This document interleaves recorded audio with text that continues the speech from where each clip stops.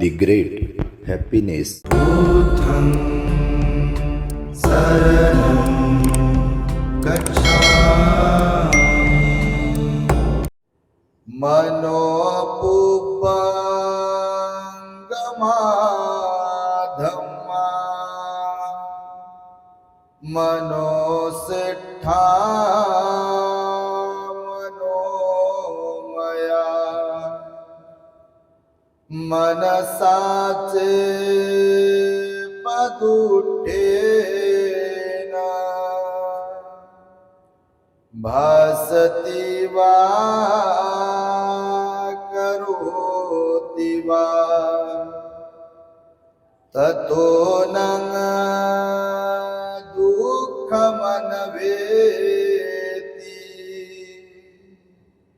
चक्कंवतु पदं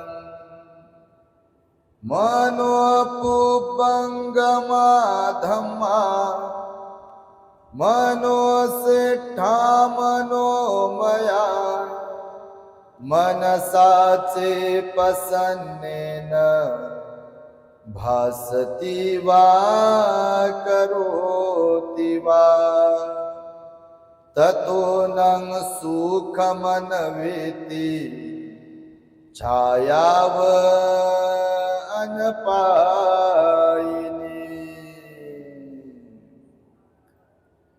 संपूर्ण विश्वाला ज्यांनी सुख शांती मानवता तथा दुःख मुक्तीचा आर्य संदेश दिला असे ते दुःख मुक्तीचे मार्गदाता दुःख मुक्त महामानव महान कारुणिक तथागत भगवान सम्यक संबुद्ध तथागतांनी आपल्या शुद्ध प्रज्ञेतून निर्मिलेला सद्धम्म आणि त्याच सद्धम्माचा गेली 2500 वर्षांपासून सातत्याने अहोरात्र प्रचार आणि प्रसार करणारा पूजनीय भिक्खू संघ या महान आणि सर्वश्रेष्ठ अशा त्रिरत्नांना प्रथमतः त्रिवार अभिवादन करतो, ज्यांच्या महान आणि असीम त्याग प्रभावामुळे आपल्याला जो हा अनमोल असा बुद्ध धम्म लाभला आणि ज्यांच्यामुळे आपल्याला हे एवढे मोठे वैभव प्राप्त झाले असे महान युग प्रवर्तक भारतीय राज्यघटनेचे शिल्पकार परमपूज्य बोधिसत्व डॉक्टर बाबासाहेब आंबेडकर या महामानवाच्या महान अशा धम्मक्रांतीमध्ये संपूर्ण जीवनाला समर्पित करून आज या महान मंगलमय दिनी गुरुवार दिनांक 7 मे 2026 रोजी आपल्या नागपूर जिल्ह्यातील सावनेर तालुक्यातील दहेगाव रंगारी या ठिकाणी असलेल्या संबोधी बुद्ध विहारामध्ये श्रद्धावंत धम्म उपासक बाबारावजी वासनिक बाबा यांच्या सेवानिवृत्ती निमित्त जाहीर धम्म देसनेचं आयोजन इथे करण्यात आलेलं आहे। तेव्हा या कार्यक्रमासाठी उपस्थित असलेला संपूर्ण आयोजक म्हणून वासनिक परिवार आणि धम्मदेसना श्रवण करण्यासाठी उपस्थित असलेले सर्व श्रद्धावंत उपासक उपासिका बालक तथा बालिका तद्वतच द ग्रेट हॅपीनेस या आपल्या YouTube चॅनलचे सर्वच दर्शक सर्वप्रथम तुम्हा सर्वांच्या प्रती मंगल मैत्री सद्भावना व्यक्त करतो आणि आपणा सर्वांच्या दुःख मुक्ती करिता तथागत भगवान बुद्धांद्वारा उपदेशिलेल्या धम्मोपदेशास प्रारंभ करतो। आपण सर्वांनी शांत एकाग्र आणि श्रद्धायुक्त चित्ताद्वारे या अनमोल बुद्धवाणीला आपल्या हित सुखाकरिता श्रवण करावे, ग्रहण करावे। बाबारावजी वासनिक बाबा आणि विशेष म्हणजे वासनिक आई ज्या आमच्याशी नेहमीच संपर्क साधत असतात, या कार्यक्रमासाठी देखील वासनिक आईने संपर्क साधला आणि यापूर्वी देखील एक कार्यक्रम इथे झाला होता। किती दिवस झाले आई त्याला? 1-2 वर्ष होऊन गेले। 1-2 वर्षांपूर्वी देखील 3 वर्षांपूर्वी इथे जाहीर धम्मदेसनेचा कार्यक्रम आपण आयोजित केला होता। तेव्हाही आईने वासनिक आईने आमच्याशी संपर्क साधला आणि याही कार्यक्रमासाठी त्यांनी संपर्क साधला। त्यांची मनोमन प्रांजळ इच्छा होती की बाबांच्या सेवानिवृत्तीच्या कार्यक्रमाच्या निमित्ताने भंतेजी जाहीर धम्मदेसनेचा कार्यक्रम घ्यायचा आहे आणि त्यासाठी म्हणून आम्हाला तारीख हवी आहे. गेल्या अनेक दिवसांपासून त्यांचा आग्रह होता, त्यांची विनंती होती आणि आईच्या विनंतीस आम्ही मानही दिला आणि आजचा हा दिवस सायंकाळचा त्यांच्यासाठी राखीव ठेवला. म्हणून एकदा वासनिक आई आणि त्यांच्या परिवारांचं आपण साधुकार तथा टाळ्यांच्या गजरांमध्ये अभिनंदन आणि कौतुक केलं पाहिजे. आता मगासी यांनी सांगितल्यानुसार बघा, सेवानिवृत्तीचे कार्यक्रम किंवा हॅपी बर्थडेचे कार्यक्रम असे अनेक होत असतील आणि होतात. त्या निमित्ताने लोक एन्जॉयमेंट करतात, हे तुम्हासही ठाऊक आहे. सेवानिवृत्तीचा प्रोग्रामच्या निमित्तानं जेवण वगैरे वगैरे संध्याकाळचं काय काय असं ते असं लोक सांगतात. बा धार्मिकतेचा काय विषय आहे तिथे?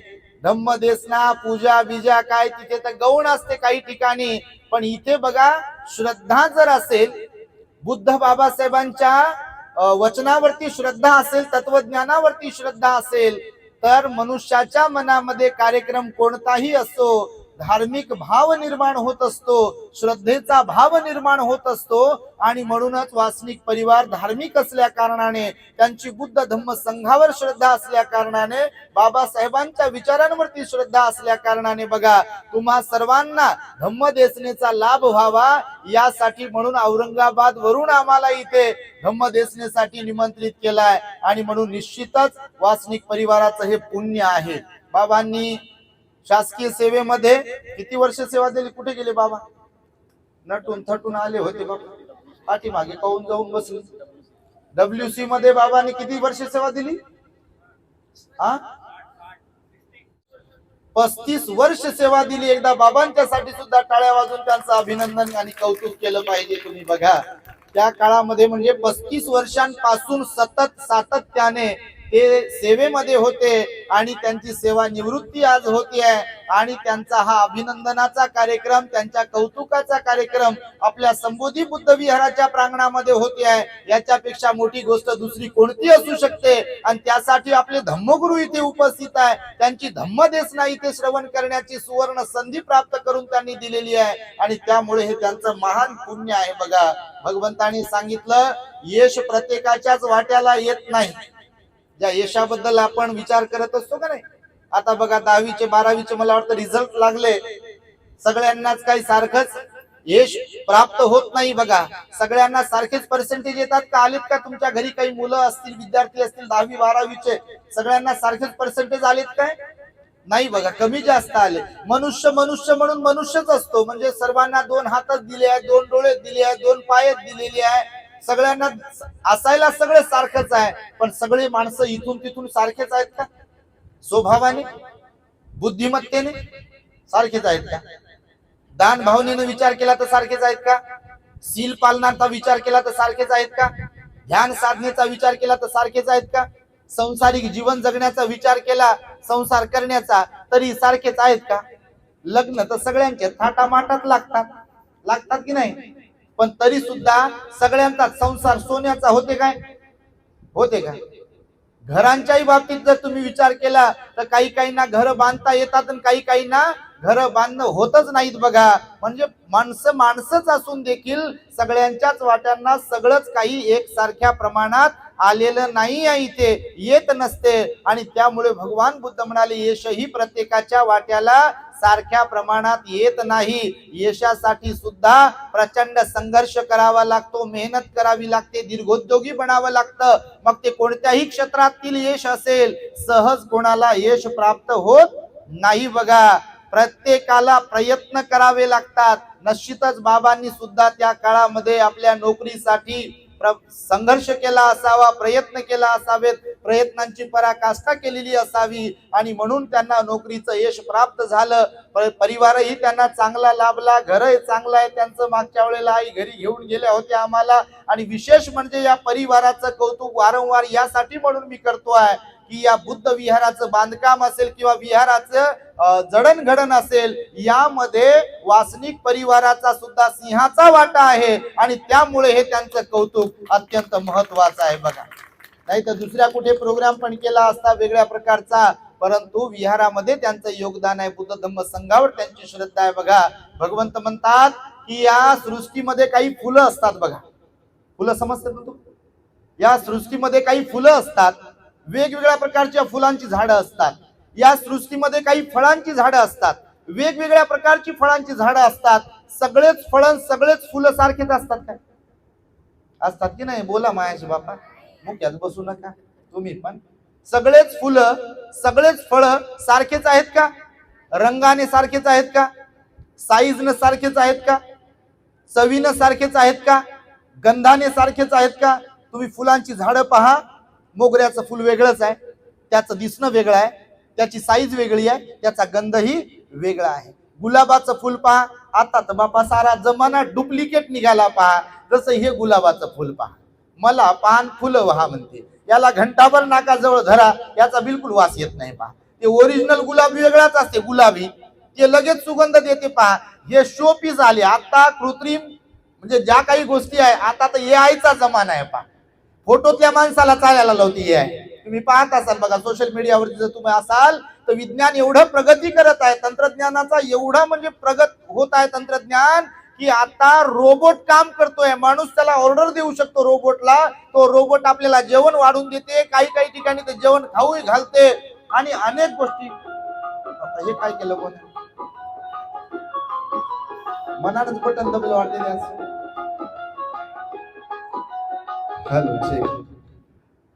तर अशा प्रकारे बघा, भगवान बुद्धांनी सांगितलं की या जीवनामध्ये आपण आपल्या अवतीभोवती ज्या गोष्टी पाहत असतो त्या सगळ्यांमध्ये बघा भिन्न भिन्नता आहे का नाही?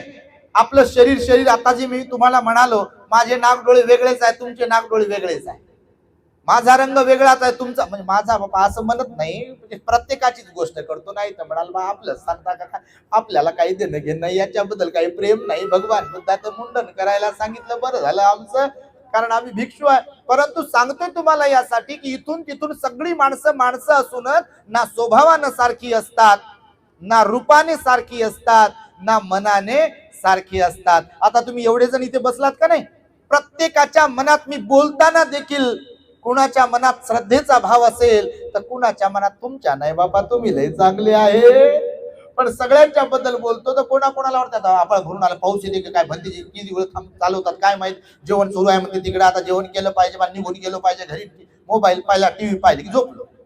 काही काहीची गोष्ट तुमची नाही बाबा, तुम्ही तर श्रद्धेने चालात इथे. पण बघा प्रत्येकाचा स्वभाव वेगळा आहे. एखाद्या व्यक्तीकडे पाहत असताना, एखाद्या फोटोकडे पाहत असताना, झाडाकडे पाहत असताना, मंडपकडे पाहत असताना, विहाराकडे पाहत असताना, किंवा या डोळ्याने जे जे म्हणून काही पाहतोय, या कानाने जे जे म्हणून काही ऐकतोय, या जिभेने जे जे म्हणून काही खातोय, डोळ्याने जे जे म्हणून काही पाहतोय, पंच इंद्रियाचा संबंध ज्या ज्या कोणत्या गोष्टींशी येतोय, तर त्या गोष्टी सारख्याच जरी असल्या तरी त्याच्याबद्दलचा भाव प्रत्येकाचा वेगवेगळा असतो. बघा जसं की मागे आम्हाला शाळेमध्ये शिकवलं, एक पाण्याचा ग्लास समजतं, पाण्याचा ग्लास, त्याच्यामध्ये काचेचा ग्लास, जसं आता पाणी दिलं बघा त्या दीदीने, तर तो अर्धा भरलेला आपल्या समोर ठेवला.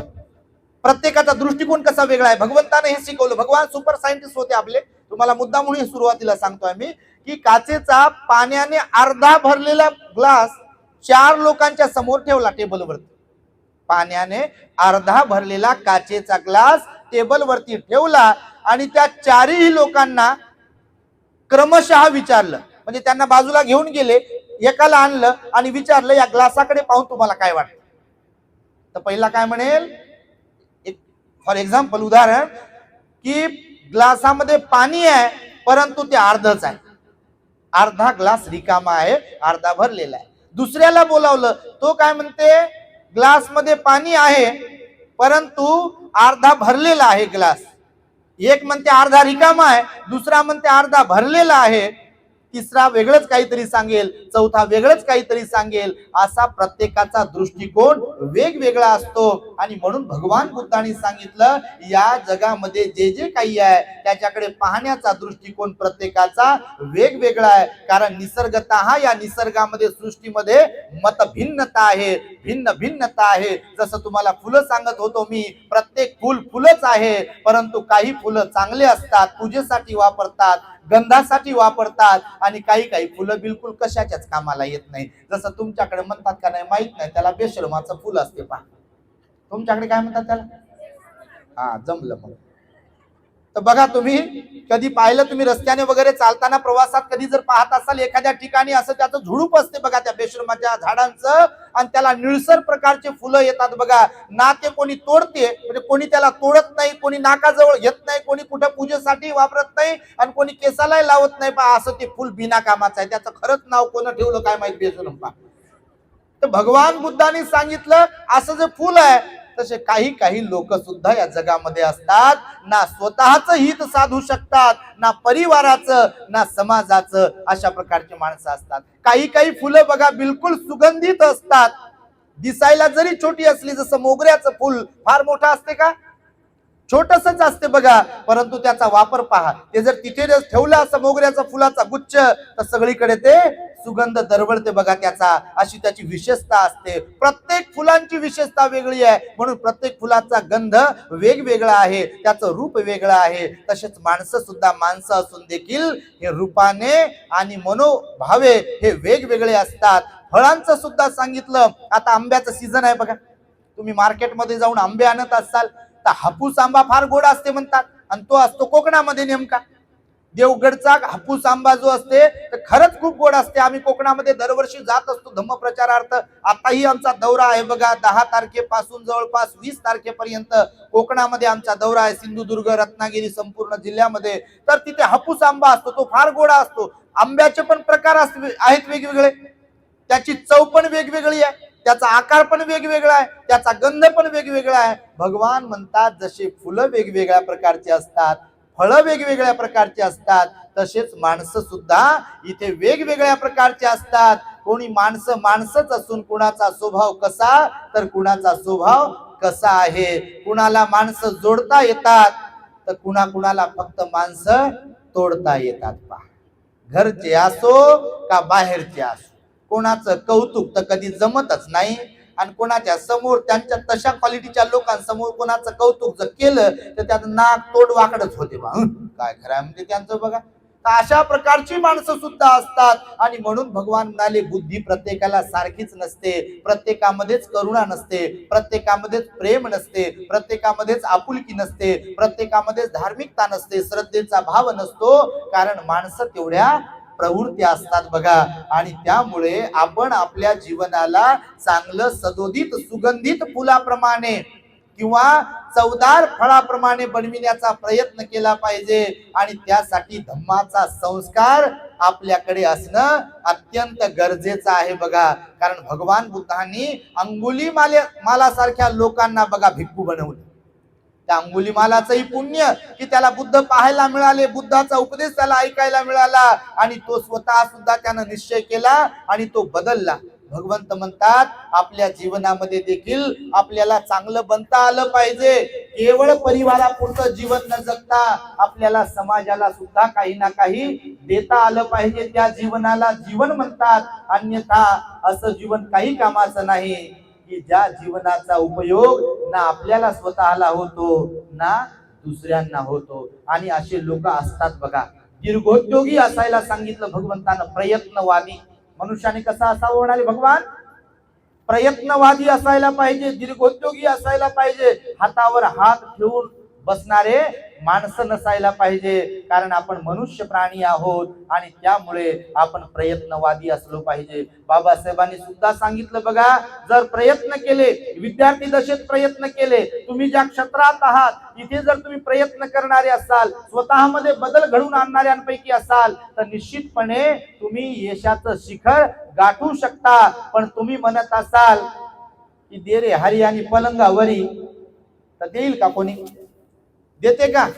आपोआप गोष्टी घडतात का आपल्या जीवनामध्ये? सगळ्या पंचपक्वानाचं ताट समोर ठेवलंय आपल्या, आणि आपण जर म्हटलं बा ताटातलं अन्न माझ्या तोंडात जाऊ दे, ताटातलं अन्न माझ्या तोंडात जाऊ दे, असं घंटाभर, 2 घंटे, दिवसभर, 4 दिवस, 8 दिवस असं जर म्हणत राहिलो आपण, तर जमेल का कार्यक्रम? 10वीला 12वीला पोरग गेलं, मी क्लास लावणार नाही, मी स्कूलमध्ये पाठवणार नाही, त्याला पास होऊ दे, चांगले पर्सेंटेज येऊ दे, चांगले पर्सेंटेज येऊ दे, समजाची गोष्ट. असं केल्यावर होईल का? होईल का? कोणतीच गोष्ट ऑटोमॅटिक होत नाही या जगामध्ये. भगवंतानं कार्य कारण भाव शिकवला. प्रत्यत्य समुत्पाद नावाचा सिद्धांत शिकवला भगवान बुद्धांनी आपल्या, आणि म्हणून प्रत्येक गोष्टीसाठी आपल्याला निरंतर प्रयत्न करावे लागतात, आणि प्रयत्न करणारी व्यक्ती जर असेल तरच ती यशाचं शिखर गाठू शकते. या जगामध्ये अशक्य असं काही एक नाही. भगवान म्हणाले फक्त या जीवनाचा अर्थ आपल्याला समजला पाहिजे. अर्थ समजल्याशिवाय जीवनाचा आपल्याला जीवनामध्ये यश प्राप्त करता येत नाही. आणि म्हणून तुम्हाला छोट्या छोट्या गोष्टी सांगतो बघा, जीवनामध्ये काय आहे तर भगवान बुद्ध म्हणाले बघा, 4 गोष्टी नेहमी कायम तुम्ही लक्षात ठेवल्या पाहिजे. मनुष्य प्राण्याला सांगताना भगवान म्हणतात किती गोष्टी लक्षात ठेवा, 4 गोष्टी लक्षात ठेवा म्हणाले. पहिली गोष्ट सांगितली की जीवन छोटे आहे आणि ते अनिश्चित आहे. मनुष्याचं जीवन कसं आहे, छोटस जीवन आहे बघा, आणि ते अनिश्चित आहे. अनिश्चित कसं, कोणत्या अर्थाने म्हणाले, आपला कधी नंबर लागेल, आपलं कधी बटन दबेल याची शाश्वती आहे का कोणाला तरी आहे का? कोणी असू द्या, कोणत्याही जाती धर्माची व्यक्ती असू द्या, किती पैसेवाले असू द्या, किती शिक्षण घेतलेलं असू द्या, कोणती नोकरी पद प्रतिष्ठा असू द्या, आपली स्वतःची गॅरंटी आहे का? कुणाला कुठे कधी आणि कसा मृत्यू गाठेल हे सांगता येत नाही. आईच्या उदरात असेल, नुकतंच जन्मलेलं बाळ असेल, तारुण्यात असेल किंवा मध्यवयात असेल किंवा म्हातारपणात असेल, या जीवनाची निश्चिती नाही आहे बघा. निश्चित काय आहे, निश्चित मृत्यू आहे. जीवन अनिश्चित आहे. जीवन कसं आहे, अनिश्चित आहे. भगवान म्हणाले तुम्ही या गोष्टीला सदैव लक्षात ठेवलं पाहिजे की आपलं जे जीवन आहे ते अनिश्चित आहे आणि मृत्यू मात्र निश्चित आहे. मग या अनिश्चित जीवनाचं सोनं करता आलं पाहिजे आपल्याला. का अनिश्चित जीवनाचं काय करता आलं पाहिजे, सोनं करता आलं पाहिजे. म्हणून भांडण, वाद, तंटा, शिवीगाळ, मारामारी, ईर्ष्या, अहंकार, संशय हे गुण जर वाढू लागलो तर हे जीवन आपलं दुःखमय बनेल बघा. आपलं जीवन आपल्याला त्रास देते बघा. आपलेच कर्म आपल्याला त्रास देतात. भगवान बुद्धांनी सांगितलं, मनोपुप्पंगमा धम्मा मनोसेठा मनोमया मनसाचे पदुठ्ठे न भासती वा करोती वा ततो नंग दुःख मनवेती चक्कंग व वहतो पदंग. मन मनुष्याचं मुख्य आहे, ते मनोमय आहे. जेव्हा एखादी व्यक्ती, मग ती कोणीही असो, जेव्हा एखादी व्यक्ती मळलेल्या मनाने बोलते अथवा मळलेल्या मनाने कर्म करते तेव्हा दुःख त्या व्यक्तीच्या पायांचा पाठलाग तसेच करते. ज्या प्रकारे बैलगाडी ओढणाऱ्या बैलांच्या पायांचा पाठलाग त्या गाडीची चाक करत असतात. बैलाची जी कोणती स्पीड असेल चालण्याची, चाक त्याच स्पीडने चालत असतात. बैल थांबले की चाकही थांबत असतात. दुःखाचं गणित असंच आहे प्रत्येकाच्या जीवनातलं. भगवान म्हणून काय म्हणाले, मन मुख्य आहे, मनोमय आहे ते प्रत्येकाचं.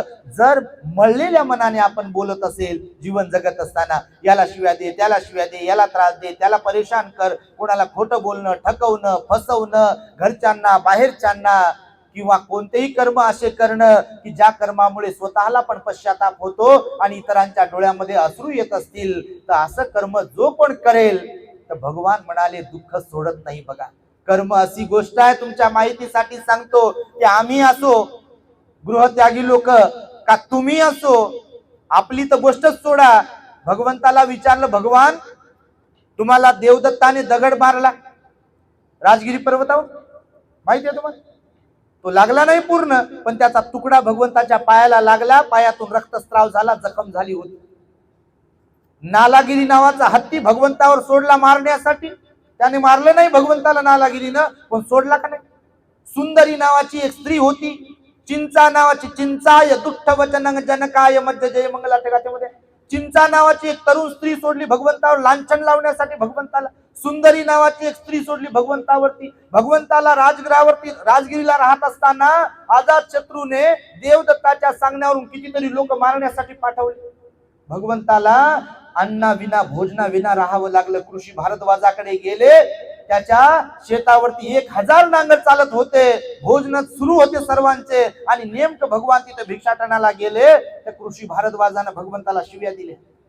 भोजन तर दिलं नाही, पण भगवंताला त्यानं शिव्या दिल्या. असे कितीतरी प्रसंग भगवंतावर आले. भगवंताला विचारणा केली की भगवान आपण तर भगवान आहात, नालागिरी हत्ती कसा काय मारण्यासाठी सोडला तुमच्यावर. देवदत्ताने दगड कसा काय मारला तुमच्यावरती? तुम्ही भगवान आहात ना, सम्यक संबुद्ध आहात ना. सर्वसामान्यांबरोबर ह्या गोष्टी घडत असतील तर त्या समजू शकतो. तुम्ही सम्यक संबुद्ध आहात, तुमच्या बरोबर अशा कशा घडल्या घटना, त्यावर भगवान बोललेले आहेत. त्रिपिटकामध्ये त्याचे संदर्भ आहे. भगवान म्हणाले बुद्ध पुरुष जरी असतील, काय म्हणतात भगवान? बुद्ध पुरुष जरी असतील, जोपर्यंत ते परिनिर्वाणाला प्राप्त होत नाही, जोपर्यंत त्यांचं महापरिनिर्वाण होत नाही, तोपर्यंत पूर्व जन्मामध्ये जे कोणते कुशल अकुशल पाप पुण्य जे कोणतं कर्म घडलं असेल त्याचं फळ परिनिर्वाणाला जाईपर्यंत सुद्धा भोगावं लागतं. म्हणजे भोगावं लागतं. हा बुद्धाचा स्वतःचा संदर्भ आहे. तुम्हाला म्हणून मुद्दाम सांगतोय बघा की अशा प्रकारे हे जीवन आहे. त्यामुळे पुण्य कर्मावरती आपण विश्वास ठेवला पाहिजे. आणि म्हणून जीवन हे अनिश्चित आहे, मृत्यू मात्र निश्चित आहे. ही गोष्ट भगवान म्हणाले तुम्ही लक्षात ठेवा आणि जीवनाचा सदुपयोग करा. काया वाचा मनाला निर्मळ ठेवा. कधी कुणाला त्रास देऊ नका, कधी कुणाला परेशान करू नका. कारण कर्म असे असतात की ते आज नाही तर उद्या, उद्या नाही तर परवा पलटून येत असतात. भगवंताने धम्मपदामध्ये गाथा सांगितली, त्या संदर्भात आशय असा आहे की समजा एखादी भगिनी माता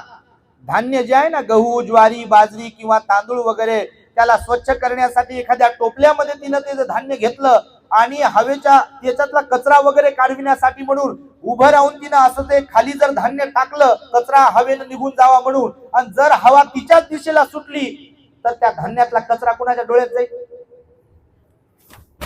ती धान्य साफ करणारी जी स्त्री आहे तिच्या डोळ्यात जातो का नाही? भगवान म्हणाले कर्माचं सेम असंच आहे बघा.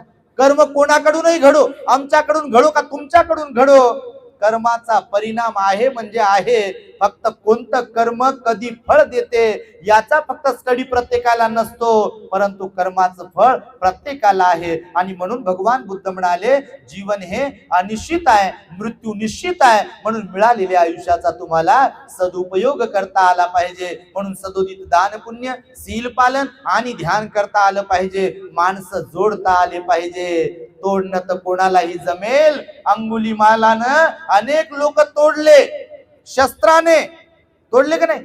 अनेक लोक तोडले. भगवान जेव्हा त्या अंगुलीमाला जवळ पोहोचतात तेव्हा त्या अंगुलीमालाला म्हणतात, हे अहिंसका, तुझ्यातलं साधुत्व अजून कायम आहे, त्याला जिवंत ठेवण्याचा प्रयत्न कर. जीवन अनमोल आहे. तोडणं फार सोपं आहे, मारणं फार सोपं आहे, शिवीगाळ करणं फार सोपं आहे, कोणाची चुगली निंदा करणं फार सोपं आहे, पण त्याच्या उलटवाल्या ज्या गोष्टी आहे ते करणं फार कठीण आहे बघा. कुणाला उद्धट बोलणं सोपं आहे आणि कुणाचा आदर करणं फार कठीण आहे बघा. कुणाला मारझोड करणं फार सोपं आहे, कुणाला जिवंत मारणं सोपं आहे आणि कुणाला जीवदान देणं फार कठीण आहे बघा. तोडणं सोपं, जोडणं अवघड आहे, कठीण आहे. ज्यांना जोडणं जमते त्यांच्यातच माणूस पण असते. ज्यांना तोडता येते किंवा ज्यांचा तोडण्याचा स्वभाव आहे ते माणूस असून माणसासारखं जीवन जगत नाहीत. आणि त्यामुळे भगवान बुद्धाने सांगितलं की जीवन अनिश्चित आहे, हे तुम्ही समजून घेतलं पाहिजे. दुसरी गोष्ट सांगितली भगवंतानं, इथे जीवनभर कशावरही कायम स्वरूपी आपला मालकी हक्क राहत नाही. माहिती आहे तुम्हाला ही गोष्ट? जीवन जगत असताना बऱ्याचदा 99.99% लोक दुःखी का होतात? का होतात? मनासारखं होत नाही म्हणून लोक दुःखी होतात बघा. मनाच्या विरुद्ध होते म्हणून लोक दुःखी होतात बघा. इच्छापूर्ती होत नाही म्हणून लोक दुःखी होतात बघा. आपली आसक्ती, आपला लोभ पूर्ण होत नाही म्हणून लोक दुःखी होतात. भगवंताने सांगितलं बघा, कायम स्वरूपी आपला इथे कशावरही मालकी हक्क नाही आहे. ज्याला आपलं आपण माझं माझं म्हणतो ते काहीही असो, संपत्ती असो, संतती असो की हे शरीर असो, 3.5 हाताची काया, ज्याला आपण लय बापा आरशा समोर तीन-तीनदा पाहतो, एक वेळ येते हे धोका देते आपल्याला. देते का नाही? बापा तुम्ही नाही म्हटले तरी देते धोका. हे पंचेंद्रिय धोका देतात. वय झाल्यावर डग डग डग डग होते आणि तेव्हा काहीच राहत नाही शिल्लक. पहा हे काळे भोर केस आता नंतर 40+ झाले खालून पांढरे वरती काळे. त्यातल्या त्यात काही लोक पॉलिश लावू लय बेजार असतात पहा. ती पॉलिश टिकत नाही म्हणून पहा त्यांचे खालचे काळे वरचे पांढरे पहा. असं कोणाचंही होते बा. हा निसर्गाचा नियम भगवंतानं शिकवला बघा. आपलेच दात, आपलेच कान, आपलेच डोळे, हे सगळं काही बदलते एक दिवस. आपल्या इशाऱ्यावर काहीच चालत नाही बघा. आपलं शरीर आपल्याला साथ देत नाही. तुम्ही हॉस्पिटलमध्ये काही पेशंटला कधी जर पाहत असाल, कोणाला पॅरालिसिसचा अटॅक झाला, त्या पेशंटला तुम्ही पहा, काही काळापूर्वी ती व्यक्ती व्यवस्थित होती, परंतु जर पॅरालिसिस झाला तर त्या व्यक्तीचं अर्ध अंग काम करत नाही बघा. कोणी आयसीयू मध्ये ऍडमिट असेल, कृत्रिम श्वास लावलेला असेल, धन दांडगी व्यक्ती आहे, घरी धन दौलत परिवार सगळं काही आहे, पण आपल्या स्वतःच्या ऊर्जेवर स्वतःचा खाली ठेवलेला हात सुद्धा उचलू शकत नाही बघा. अशी वेळ येते माणसावरती कधी कधी. आपले डोळे ऐकायला तर येते कधी कधी, पण पेशंट असेल, भयंकर आजारी असेल, तर ते डोळे सुद्धा वरती पापणी उचलण्या एवढी एनर्जी आपल्यात राहत नाही कधी कधी. आपलेच पाय, पण एक वेळ येते, एक पाऊल सुद्धा उचलून आपण समोर टाकू शकत नाही, अशी वेळ येते बघा प्रत्येकावर. कारण हे शरीर ज्याला आपण आपलं आपलं म्हणतो, एक दिवस ते आपण आपलं ताब्यात राहत नाही. कारण कायम स्वरूपी ते कशावरही आपला मालकी हक्क नाही आहे का बापा? मुख्यच बसले तरी नाही आहे, आणि मान हलवली नाही तरी नाही आहे, कारण नाहीच आहे भगवंताचं वचन आहे बघा. संपत्ती सुद्धा भगवान म्हणाले, संपत्तीवर सुद्धा मालकी हक्क कायम स्वरूपी नाही. इथं लय आले लय गेले पहा. ज्या घरात आपण राहतो ते घर इथंच राहते, त्या घराचे मालक बदलतात. शेत इथंच राहते, फक्त कागदपत्रावरचं ज्यांच्या मालकीचं आहे का नाही ते बदलत राहते बघा. सगळी भौतिक मालमत्ता किंवा प्रॉपर्टी जे जे म्हणून काही आहे ते इथेच राहते, त्याचे मालक बदलत असतात. आपण गेल्याबरोबर आम्ही नेहमी सांगतो, आपलं बटन दबलं काय होते अगोदर मला सांगा बरं? बटन दबल्याबरोबर ते एक तर आपली किंमत झिरो होती. कारण समजा हॉस्पिटलमध्ये आपला जीव गेला, तर तिकडनं अँब्युलन्स मधून येताना लोक असे म्हणत नाही कोणी का बा साहेब कुठपर्यंत आले, का मॅडम कुठपर्यंत आल्या, का भंतीजी कुठपर्यंत आले. समजा जे कोणी गेले असेल, आम्हाला सोडून थोडी आहे बाबा, सगळ्यांसाठीच हा उपदेश आहे. काय म्हणतात लोक? बॉडी कुठपर्यंत आली म्हणते. म्हणजे आपण जे अगोदर लय, मला मॅडम म्हणावं, मला साहेब म्हणावं, मला खुर्ची द्यावी, सोफा द्यावा, काय काय द्यावा, माझा शेकी मिरवावी, माझा झेंडा फिरवावा, आणि मलाच वरवर करावं, माझंच पॉम्पलेट मध्ये नाव टाकावं, मलाच विचारावं, काय काय काय काय, आणि मीच हुशार समजा बाबा. तुम्ही नाही असे, पण काही काहीची गोष्ट, ह्या सगळ्या गोष्टी ज्यांच्यामध्ये असतात ते सुद्धा सगळे लोक झिरो बनत असतात. आणि लोक म्हणतात बॉडी कुठपर्यंत आली. पण आणली तर आणली घरी बॉडी, घरी आणल्यावर जास्त वेळ ठेवत नाहीत, लगेच म्हणतात उचला, म्हणतात वास सुटते म्हणतात. त्यातल्या त्यात जे नाकातलं, हातातलं, कानातलं, पायातलं जे काही असते, ज्याला चिपकू चिपकू चिपकू चिपकू माझं माझं माझं माझं म्हणते माणूस, आपण गेल्या बरोबर आंघोळीला घालण्याच्या अगोदर कोणीतरी येते जवळ, काढा म्हणते, आता काढून घ्या म्हणते, सगळं त्या सगळं आपलं काढून घेते, आणि फुटका मनी माती असलेला त्या विड्यात टाकते, तोंड बंद करून टाकते, उघडू नका म्हणते बा, आता काही मागू नका. आणि मग नेते आपल्याला स्मशानात, आणि तिथे घाईत चालते बघा. चला म्हणतात आता लावा, म्हणतात अग्नी डाग द्या, अंगणी संस्कार करा. आणि लोकांना म्हटलं बा 2 मिनिटात स्तब्ध बसा, श्रद्धांजली व्हायची. तर कायची ढेकळाची 1 मिनिट झाल्यावर इकडं तिकडं पाहते, उघडले असतील का म्हणते डोळे सगळ्यांनी. म्हणजे माणूस अशा प्रकारचा प्राणी आहे. भगवान बुद्धांनी सांगितलं म्हणून इथे ना शरीरावरती मालकी हक्क कायम स्वरूपी आपला आहे, ना इथे संपत्तीवर कायम स्वरूपी आपला मालकी हक्क आहे. संतती बद्दल सुद्धा आम्ही नेहमी सांगतो, तुम्ही कोणी अपवाद असाल त्याला, पण बऱ्याच ठिकाणी मायबाप जेव्हा रडत येतात आमच्याकडे, आम्हाला दुःख सांगतात, तेव्हा आमचंही काळीच पिळवटून जाते बघा. ती भंतेजी सांगतात, म्हणजे लोक सांगतात, भंतेजी तुम्ही म्हणता ते खरंच आहे, बुद्धाची वाणी खरीच आहे. आम्ही म्हणतो बा कसं काय, काय झालं नेमकं, आताच खाऊन खरी वाटू लागली, एवढे दिवस तर वाटत नव्हती बापा, लय थाटामाटात कार्यक्रम सुरू होता, आता काय झालं? ते म्हणते भंतेजी पोराचं लग्न झालं म्हणते, 1.5-2 वर्ष झाले. अगोदर पोरग मम्मी मम्मी, पप्पा पप्पा, ताई ताई, दीदी दीदी, दादा काय काय म्हणत होतं म्हणे, तुझ्याचा घातचा आवडते, हे बनवून देते का, ते बनवून देते का, असं म्हणायचं म्हणे बा.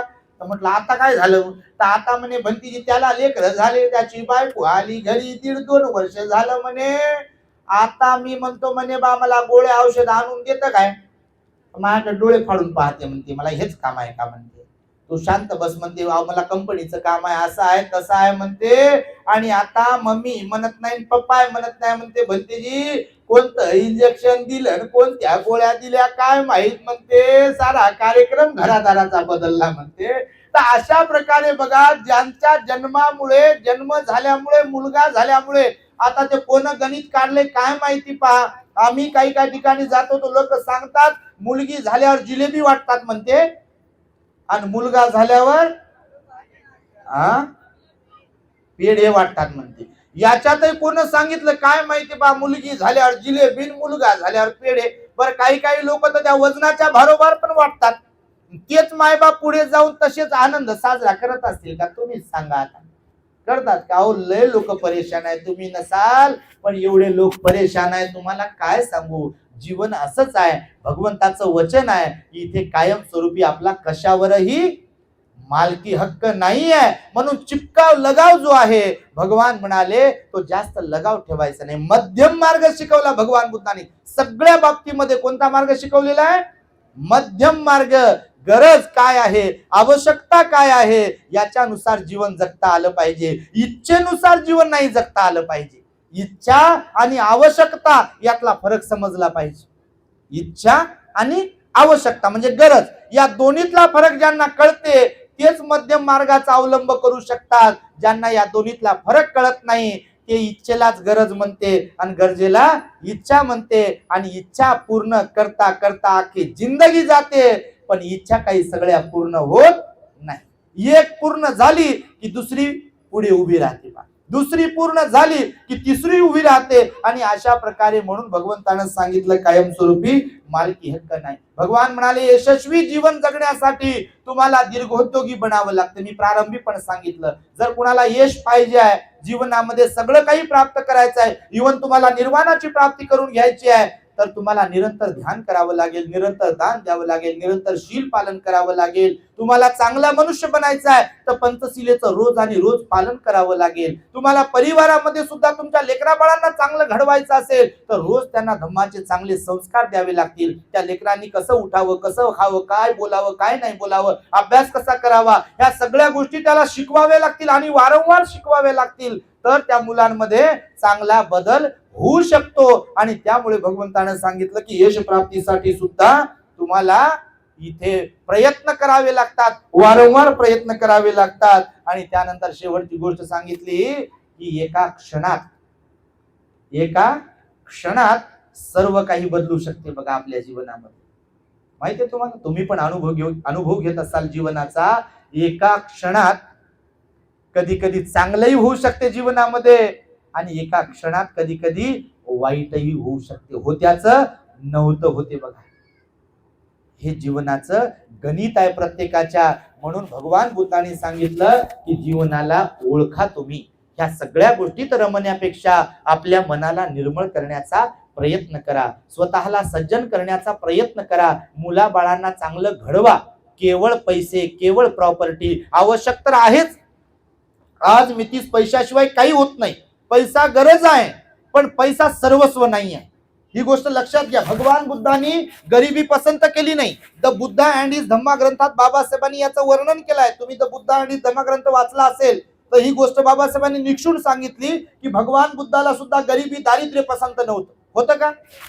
बिलकुल पसंत नव्हतं. भगवान बुद्धाला दारिद्र्य पसंत नव्हतं. भगवान बुद्ध म्हणाले की जरी तुम्ही गरीब घरात जन्माला आलेले असाल तर हरकत नाही, ते तुमचं पूर्वकर्म होतं. पण इथून पुढे मात्र तुम्ही चांगले धनवान बनण्यासाठी प्रयत्नवादी असायला पाहिजे, दीर्घोद्योगी असायला पाहिजे, मेहनत करणाऱ्यांपैकी असायला पाहिजे. तरच तुमची पुढची पिढी व्यवस्थित चांगलं जीवन जगू शकेल. आणि म्हणून भगवान बुद्धांनी सांगितलं बघा, एका क्षणात कोणताही बदल होऊ शकतो आपल्या जीवनामध्ये. चांगलंही होऊ शकते आणि वाईटही होऊ शकते. म्हणून सावधपणे जीवन जगता आलं पाहिजे. बघा आता जसं हे बोलत आहे का नाही मी, एका क्षणात कसं कार्यक्रम बिघडू शकते. बघा बरेच प्रॉब्लेम्स वाले लोक येतात. बघा आता या तोंडाने जर कोणाची चुगली केली आणि जर भयंकर चुगली केली असेल, कोणाला संसारातून उठवायची, तर शब्दच असतात बघा, पण ते विषा समान बनतात. कधी कधी अविचारीपणे वापरलेले शब्द विषा समान असतात. बघा विष समजते तुम्हाला? विषा समान असतात. म्हणून भगवान म्हणाले करणी करताना म्हणजे कर्म करताना बोलण्यापूर्वी आपण विचारपूर्वक बोललो पाहिजे, विचारपूर्वक वर्तन ठेवलं पाहिजे जीवनामध्ये. म्हणून पैसा सर्वस्व नाही आहे, पैसा गरज आहे पण सर्वस्व नाही आहे. आणि वेळ आल्यावर खरंच पैसाच कामाला येत नाही तर आपले पुण्य कर्म कुशल कर्म सुद्धा कामाला येतात बघा. कुशल कर्म पैशापेक्षा बाकीच्या सगळ्या गोष्टींपेक्षा खूप महत्वाचे आहे. हे भगवंताने विशद केलेला आहे बघा. गृहत्याग केला राजकुमार असलेल्या सिद्धार्थ गौतमाने. आता 1 मेला बुद्ध पौर्णिमा झाली, तुम्हाला माहिती आहे सर्वांना. सर्वस्वाचा त्याग केला आणि सर्वस्वाचा त्याग करून या मनुष्य जीवनामध्ये दुःख का उत्पन्न होते याच्यावरती रिसर्च केला त्यांनी आणि त्यांना लक्षात आलं की तृष्णा हे दुःखाचं कारण आहे. आणि तृष्णा म्हणजे काय? तर तृष्णा म्हणजे आसक्ती, लालसा, त्यालाच म्हटलेलं आहे इच्छा. आणि जर ती पूर्ण होत नाही आहे तर मनुष्य दुःखी बनतो बघा. ती कोणत्याही प्रकारची तृष्णा असो. मग त्याच्यामध्ये विभागणी करत असताना कामतृष्णा, भवतृष्णा, विभव तृष्णा असा विस्तार केला भगवान बुद्धांनी त्या. आणि त्यामुळे या जीवनाला तुम्ही समजून घेतलं पाहिजे. आणि म्हणून केवळ प्रॉपर्टी, धन दौलत याच्याच मागे न धावता आपल्या घरादारावर पण लक्ष ठेवलं पाहिजे. मुलाबाळांना पण शिक्षणासोबत चांगले संस्कार दिले पाहिजे. आज आम्ही पाहतोय, आम्ही पण सोशल मीडियावरती ऍक्टिव्ह आहोत, जगाकडे आम्ही आज पाहतोय लहान लहान लेकरं बिघडत चाललेली आहेत. मायबाप बिचारे परिश्रम करतात, मेहनत करतात त्यांना शिकवण्यासाठी, परंतु अगदी लहान वयामध्ये बघा मुला मुलींचं बिघडण्याचं प्रमाण खूप वाढलेलं आहे. याला आवश्यकता आहे सुसंस्काराची आणि भगवंताने ह्याच्याबद्दल स्पष्टीकरण दिलेलं आहे बघा. माता पिता जर आदर्श असतील, माता पिता जर आदर्श असतील, माता पिता जर ध्यानावर असतील, माता पिता जर सिलवान असतील, माता पिता जर सदाचारी असतील तर आपण अपेक्षा करू शकतो की त्यांची औलाद, त्यांची संतान तशा प्रकारची निघू शकेल. पण माता पिता ध्यानावर नसेल, माता पितांमध्ये चांगले गुण नसतील, त्यांच्यामध्ये जर अवगुण ठासून भरलेले असतील तर मुलांना शाळेत किती चांगल्या घाला, गुण मायबापाचेच उतरतील. कोणाचे उतरतात?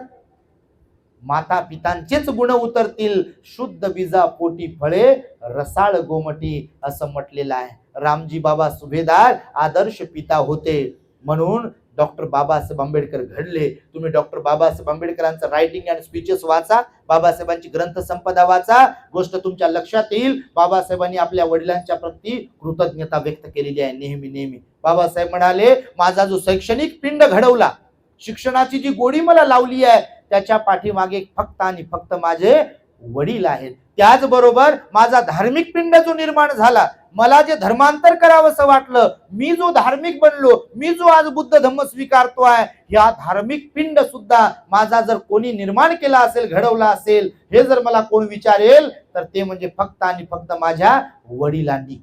एवढी किंमत आपल्या आई वडिलांमध्ये असते बघा. म्हणून आई वडील व्यवस्थित असले पाहिजे. पण आज जगाकडे पाहतोय बघा, स्वैराचार सुरू आहे बघा. मला पहा आणि फुलं वाहा म्हणते. घर चांगले चांगले आहेत, कपडे चांगले चांगले, दागिने चांगले चांगले, हे बाकीच्या भौतिक गोष्टी सगळ्या चांगल्या आहेत, पण संस्काराचं म्हणाल तर सगळं गणित बिघडत चाललेलं आहे. आणि त्यामुळे इथे प्रत्येकाला बुद्धाच्या विचाराची गरज आहे असं मला या उपदेशाच्या माध्यमातून म्हणायचं आहे. तुम्ही या कार्यक्रमासाठी एवढ्या मोठ्या संख्येने आलात. वासनिक आईने आम्हाला इथे बोलावलं, बाबांनी इथे सुद्धा आम्हाला बोलावलं, त्यांच्या परिवाराने इथे आम्हाला निमंत्रित केलं आणि बाबांनी 35 वर्ष जी काही शासकीय सेवा दिली आहे त्या सेवेची इथे पूर्ती करण्यासाठी, त्यांचं अभिनंदन करण्यासाठी, त्यांची सेवा निवृत्तीचा कार्यक्रम करण्यासाठी म्हणून धम्म देसना आयोजित केली. आणि त्यामुळे वासनिक परिवाराचं खरोखरच कौतुक करावं तेवढं कमी आहे बघा. असे परिवार असायला पाहिजे की जे धार्मिक आहेत. नाही तर आम्ही पाहतो पहा, बिलकुल काही काही लोक अजिबात धार्मिक नाही, धनवान श्रीमंत आहेत परंतु त्यांच्यामध्ये धार्मिकता नाही. तुम्ही पाहत असाल बाबासाहेबांनी बघा ह्या सगळ्या संध्या कोणी दिल्या आपल्याला? कोणी दिल्या? कोणी नाही केलं भलव माय. कोणी केलं आहे का नाही? दिल्लीचं दालन फुलव माय भीमान केलं. एक काळ होता बघा, खरंच आपली कवडीची किंमत नव्हती बघा. वामन दादांनी लिहिलं की नाही, काल कवडी मोल जिने, कवडी मोल तेव्हा कवड्या होत्या बघा. काल कवडी मोल जिने वामनचे होते, आज जुळे जगताशी प्रेमाचे नाते, बुद्धाकडे जग हे वळे, भीमा तुझ्या जन्मामुळे. बघा, सोन्यानं ओटी भरली बाबासाहेबांनी, पण हे सगळं काही आपल्या वाट्याला आणून देण्यासाठी बाबासाहेबांनी प्रचंड त्याग केला. बघा, सर्वस्वाचा त्याग केला त्यांनी. आपली पत्नी त्यांची गेली बघा, 4 मुलं गेले त्यांचे, 3 मुले मुलगी पत्नी मातीमध्ये गेली, तरी त्या युगंधराने परवा नाही केली का परवा? राजरत्न गेला, गंगाधर गेला, रमेश गेला. हे 3 रमाई आणि बाबासाहेबांची मुलं होते. इंदू नावाची एक मुलगी होती अगदी बाल्य वयामध्ये. रमेश गेला तेव्हा तर बाबासाहेब विदेशात होते. 2-2.5 महिन्यानंतर रमाईनं पत्र लिहिलं बाबासाहेबांना आणि कळवलं, साहेब मला माफ करा, तुमच्या अभ्यासामध्ये व्यत्यय येऊ नये, त्यामुळे मी तुम्हाला उशिरा कळवत आहे. आपला रमेश सोडून आपल्याला गेला, त्याला 2-2.5 महिने झाले. बघा, तुम्ही कल्पना करू शकता हा त्याग कसा असेल. आज आम्ही लोकांकडे पाहतोय, हा भयंकर त्याग आहे. बघा, राजरत्नाची गोष्ट बाबासाहेबांनी शंकर आनंद शास्त्रीला सांगितली दिल्लीमध्ये असताना 26 नोव्हेंबरला, जेव्हा घटना बाबासाहेबांनी सुपूर्त केली देशाला. त्या संध्याकाळी बाबासाहेब आपल्या शासकीय बंगल्यामध्ये आराम खुर्चीमध्ये असे पहुडलेले असताना त्यांचे सहाय्यक असलेले शंकर आनंद शास्त्री बाजूला होते. बाबासाहेब त्या आरामदायी खुर्चीमध्ये असे पहुडलेले असताना मध्येच हुंदके देऊ देऊ रडत होते आणि मध्येच हसत होते. त्या शंकर आनंद शास्त्रीने बाबासाहेबांना विचारलं की बाबासाहेब, तुम्ही मध्येच हसत आहात, मध्येच रडत आहात, काय कारण आहे त्याचं?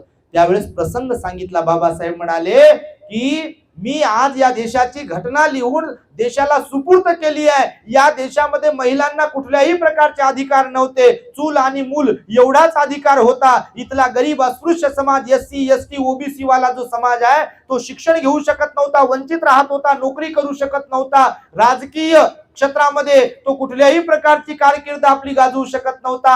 पण मी भारतीय संविधान तयार केलं, उद्या भविष्यामध्ये इथल्या तळागाळातील लोकांना सुद्धा सगळी संधी प्राप्त होईल आणि इथला अस्पृश्य समाज जो काही अनटचेबल होता तो पुढे आणि पुढे जाईल. त्याचा आनंद मला होतो आहे की मला ते पुण्यकर्म करण्याची संधी लाभली, म्हणून मी हसतो आहे. रडताय का? तर बाबासाहेबांनी सांगितलं, ओ शंकर आनंद शास्त्री, मी माझ्या घरी होतो जेव्हा माझ्या राजरत्नाचा मृत्यू झाला. राजरत्न माझ्यासारखाच दिसायला होता आणि अत्यंत तो म्हणजे चपळ होता. मला असं वाटायचं त्याच्याकडे पाहून की मी एकटा शिकलो आहे आणि एकटा मी एवढं काही काम करतो या देशासाठी, समाजासाठी. मी माझ्याही पेक्षा जास्त माझ्या राजरत्नाला शिक्षण देईल आणि माझा राजरत्न देखील माझ्याही पेक्षा जास्त काम करेल, असं मी राजरत्नाकडून अपेक्षा करत होतो. तो लहान होता, मासाचा गोळा. त्या राजरत्नाला मी माझ्या खांद्यावरती घेतलं, छातीवरती लावलं आणि तो राजरत्न माझा तापेने फणफणत होता. राजरत्न बाबासाहेबांचा मुलगा तापेने फणफणत असताना तो रडत होता आणि थोड्या वेळानंतर मग तो शांत झाला. त्याचं शरीर सुद्धा गार झालं. लोकांना समजलं की राजरत्न गेला, कारण तो आजारी होता आणि राजरत्न माझ्या छातीवरतीच गेल्याचं मला समजलं. तेव्हा माझं काळीज चिर झालं असं. आणि त्यातल्या त्यात कार्यकर्ते म्हणाले, बाबासाहेब, राजरत्नाचा अंतिम संस्कार करावा लागेल, एक नवं कोरं कापड लागेल, त्यासाठी त्याच्यामध्ये त्याच्या बॉडीला गुंडाळावं लागेल अंतिम संस्कार करण्यासाठी, तर काही पैसे असतील तर द्या. कारण कार्यकर्ते पण, समाज पण गरीब होता ना. त्यावेळेस बाबासाहेब म्हणाले, मी माझ्या खिशामध्ये हात घातले तेव्हा माझ्या खिशात त्यावेळेला एकही पैसा नव्हता आणि तेव्हा सुद्धा माझं काळी चर्र झालं आणि मी मनाशीच म्हणालो, मी असा कसा अभागी बाप आहे, माझा स्वतःचा पोटचा गोळा गेलाय, त्याचा अंतिम संस्कार करायचा आहे आणि त्याचा अंतिम संस्कार करण्यासाठी नवं कोरं कापड घेण्यासाठी माझ्याकडे पैसे नाही आहे. माझी पत्नी, बाबासाहेब म्हणतात, माझी पत्नी रमाई रामू बाजूलाच होती. तिने तिचं लुगडं फाडलं आणि त्याच्यामध्ये माझ्या राजरत्नाला गुंडाळावं लागलं आणि स्मशानात नेऊन त्याला गाडावं लागलं. हा प्रसंग आज माझ्या डोळ्यासमोर येतो आहे आणि म्हणून मला रडायला येते. बाबासाहेब म्हणाले, मी लहान होतो, त्या गोरेगावला माझ्या वडिलांना भेटायला गेलो भावंडांसह. जेव्हा त्या गाडीवानाला समजलं की आम्ही महार समाजाचे आहोत, आम्ही तसे दिसायला गोरे गोमटे होतो, अंगावरती कपडे पण चांगले होते, माझे वडील नोकरीला होते, सुभेदार होते मिलिटरीमध्ये, परंतु जेव्हा गाडीवाल्याला समजलं की हे महाराची मुलं आहेत, अस्पृश्य समाजातली मुलं आहेत, तेव्हा धक्के मारून अपमानित करून त्या बाल वयातल्या आम्हा सगळ्या भावंडांना त्याने गाडीच्या खाली उतरवलं. गाडी पुढे चालत होती ना आम्ही पाठीमागे पायी चालत होतो. हा प्रसंग मला आठवतो आहे शंकर आनंद शास्त्री, आणि म्हणून मला रडायला येते.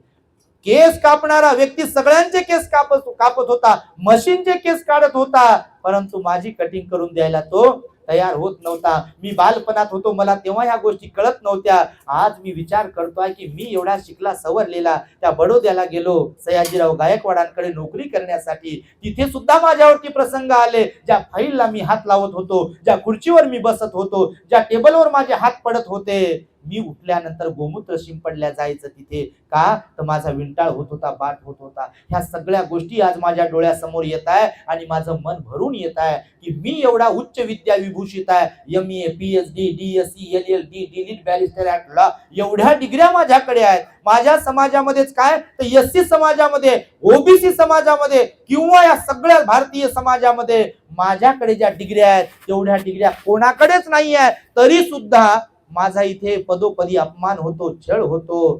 तर इथल्या रंजल्या गांजलेल्या पददलित शोषित लोकांची काय अवस्था असेल हे मला आठवते, आणि त्यामुळे त्यांना मी अधिकार देऊ शकलो म्हणून बघा मला आनंदही होतोय आणि रडायला येते. हे मी मुद्दामून सांगत असतो माझ्या प्रवचनाच्या शेवटी, कारण माझे मायबाप तुम्ही आहात समाज, तुम्हाला या गोष्टीची जाणीव असायला पाहिजे.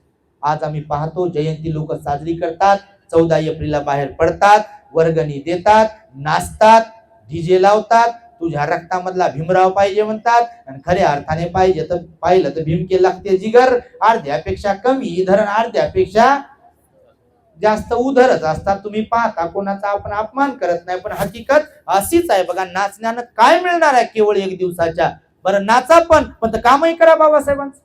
जाणीव कधी कोण ठेवेल हो. बाबासाहेब म्हणाले मी तुमच्यासाठी हे सगळं काही करून ठेवलं आहे, तुम्ही सुद्धा याची जाणीव ठेवली पाहिजे. म्हणून तुमची बुद्धिमत्ता समाज परिवर्तनासाठी, तुमची बुद्धिमत्ता, तुमचा पैसा आणि तुमचा वेळ तुम्हाला समाजाच्या परिवर्तनासाठी, धम्माच्या प्रचार प्रसारासाठी देता आला पाहिजे. तर तुमचं जीवन कामाचं आहे, नाही तर तुमचं जीवन काही कामाचा नाही. आणि त्यामुळे शिक्षणाचा वापर हा धम्म कार्यासाठी किंवा समाज कार्यासाठी सुद्धा जर झाला तर ते शिक्षण कामाचं, नाही तर शिक्षणाचा वापर बाल्यान बाल्याची मायन बाल्याचा बापन बाल्याचे लेकरन बस आपापलं घरन गाडी आपापल्या खोलीत आणि बाकी सगळं गेलं मग ते चुलीत. असा जर शिक्षणाचा एवढाच वापर होत असेल तर ते शिक्षण काय कामाचं.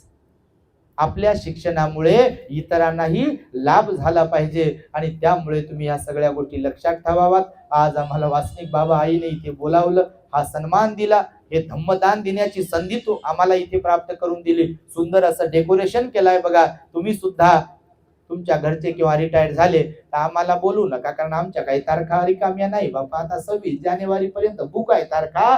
पण कोणत्या चांगल्या सिलवान गुणवान प्रामाणिक भिक्षूला बोलवत राहा आणि लोकांना धम्माचं अमृत पाजा, कारण प्रबोधनाची नितांत गरज आहे. बघा आम्ही पाहतो सगळीकडे जाऊन प्रबोधन झालं पाहिजे. सगळं काही आहे, पण प्रबोधनाचा, जागृतीचा, परिवर्तनाचा अभाव आहे काही काही ठिकाणी. आणि त्यामुळे हे अत्यंत चांगल्या प्रकारचा कार्यक्रम इथे घडून आणला. बाबांना 100 वर्षाचं आयुष्य लाभावं, धम्माचं कार्य करण्यासाठी, समाज परिवर्तनाचं कार्य करण्यासाठी, त्यांच्या कुटुंबाला सुद्धा भरभरून उदंड आयुष्य लाभावे, मंगल मैत्री आणि सद्भावना व्यक्त करतो. आणि माझ्या शब्दांना मी इथे पूर्ण विराम देत असताना तुम्हाला जाता जाता मूळ पत्रिका देतो. आम्ही तर फिरतोच बा, तुमच्याकडे येतोच नेहमी. तुम्ही पण औरंगाबादला या कधी. आता काही दिवसांपूर्वी औरंगाबादेत बघा शहरामध्ये सिडको कडून आपण जमीन विकत घेतली आहे. त्या ठिकाणी 4 माळ्याचा द ग्रेट हॅपीनेस टॉवर तथा विश्वशांती विपसना बुद्ध विहाराचं बांधकाम सध्या सुरू आहे. त्याची विशेषता म्हणजे समाजाच्या स्वेच्छादानातून, त्यासाठी कोणाकडे वर्गणी पावत्या बिवत्या काही फाडण्याचं वैयक्तिक दान आम्ही कोणालाही मागत नाही, म्हणजे सुरुवातीपासूनच मागत नाही. तुम्ही जर आमची बायोग्राफी वाचली असेल किंवा तुम्हाला काही माहित असेल, मागामागीचा विचार इकडं बिलकुल नाहीये. मागणे वाले नाही है हम, कारण बाबासाहेबांनी द्यायला शिकवलेला आहे. काल गुलाम होतो, आज आपण मालामाल झालो आहे बघा. आणि म्हणून कर सको तो अपनी वाणी में कुछ असर पैदा करो, रुख हवाओं का बदल दे वो हुनर पैदा करो, और तुम्हें सम्मान से जीना है अगर इस देश में तो हर घर में एक अंबेडकर पैदा करो, एक अंबेडकर पैदा करो. क्योंकि अंबेडकर देने वाला होता है, अंबेडकर देने वाला होता है. म्हणून येणाऱ्या 26 जानेवारी 2027 ला आपल्या द ग्रेट हॅपीनेस टॉवर तथा विश्वशांती विपसना बुद्ध विहाराचा लोकार्पण तथा उद्घाटन सोहळा आहे आणि त्याची मूळ पत्रिका जाता जाता तुम्हाला देतो. माझ्या शब्दांना पूर्ण विराम देतो. भवतु सब्ब मंगलम रक्षन्तु सब्ब देवता सब्ब बुद्धानुभावेन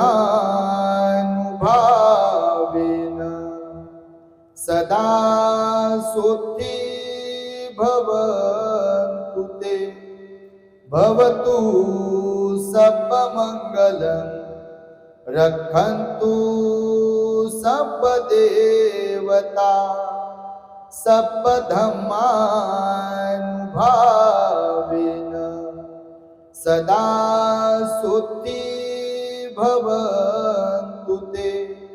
भवतु सब्ब मंगलम रक्षन्तु सब्ब देवता सब्ब संघानुभावेन सदा सोत्थी भवन्तु ते.